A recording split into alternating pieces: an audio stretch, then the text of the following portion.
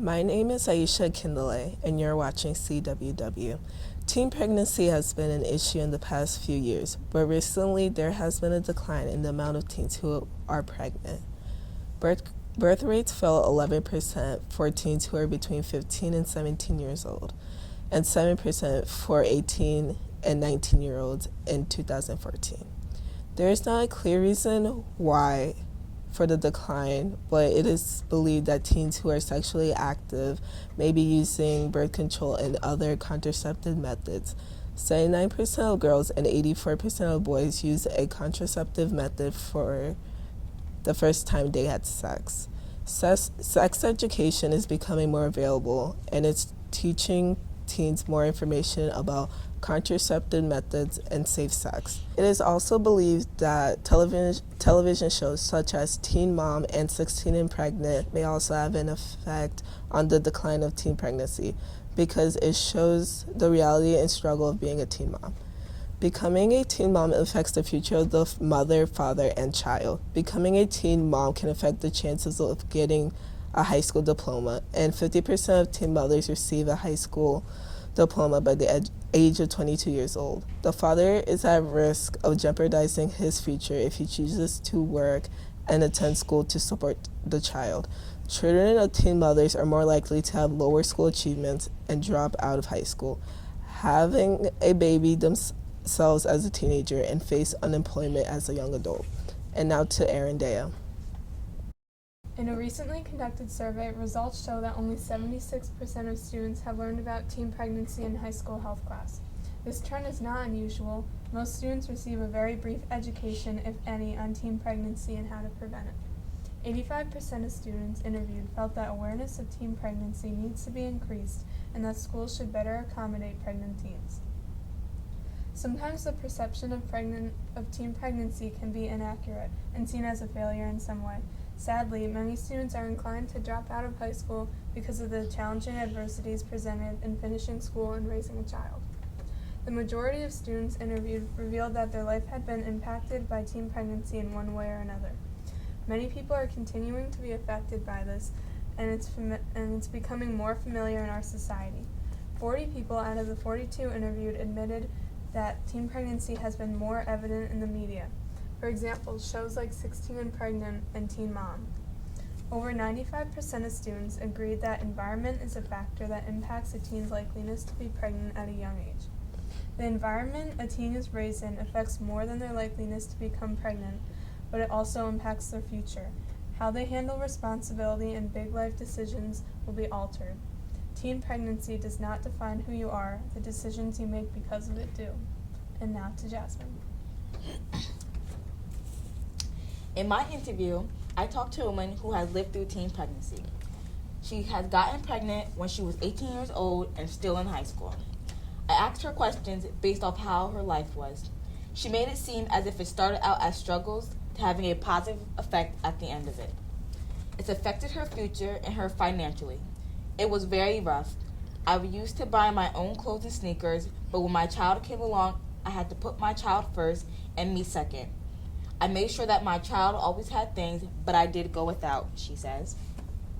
Teen pregnancy affects her today because it made her stronger and determined. She says, I'm happy that I'm in the place where I am today. Based on our project, we focus on education and if kids are being taught about preventions.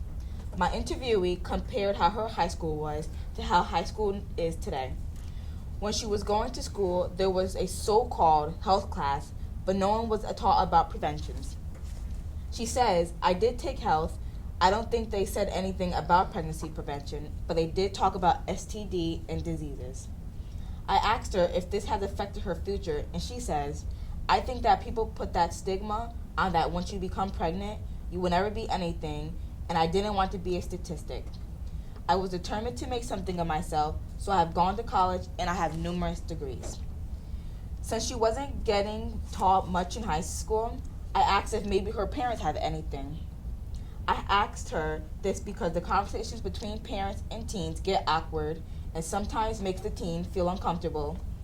She explains how that her mother wasn't really open about the conversation of sex, but would just tell her to remain abstinent. Because of the responsibilities of becoming a teen mom, she would never be able to do many things. Whenever I went, my child went with me, she says. The negative effects for her was the disappointment from her mother, because she too was a pregnant teenager. My family thought I wasn't going to be anything, she also says. She never knew much about teen pregnancy. And now to Skylar. In an interview with Mr. Jensen, a health teacher here at Guilderland High School, we highlighted the importance of sexual education and how it's important in the prevention of teen pregnancy. We discussed the importance of teaching students contraception methods as well as abstinence. He talked about how he believes contraception should be taught, but teaching abstinence is just as important.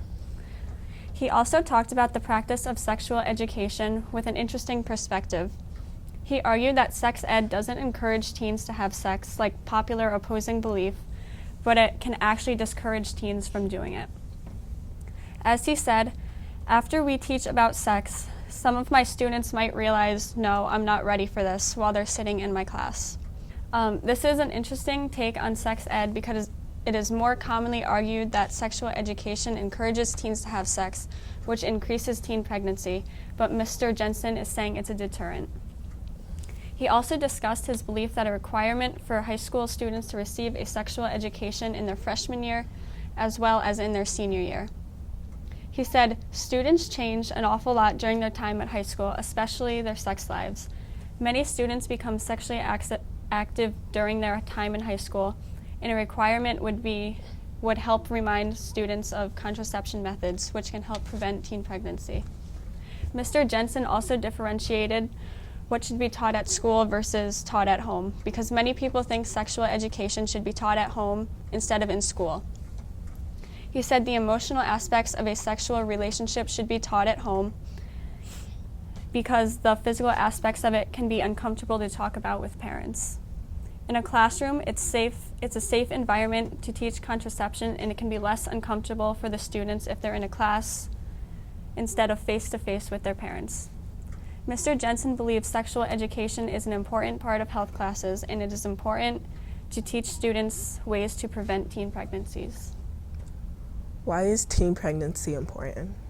Well, I think teen pregnancy is important because it could affect life and the amount of people that it could affect, especially the child, such as they have to provide health care, education, housing, and that's a lot to take on for a teen. It may also be harder to get a job if you have to take care of a child while you're still a child. And it can also affect your education as a teen, and it can affect your chances later in life of doing well and succeeding. Okay. Teen pregnancy is an important issue for many reasons, such as many health issues, and it could affect the future of the mother, father, and child. Teen pregnancy prevention programs such as sex education and media have played a role in reducing the amount of teen pregnancy in recent years.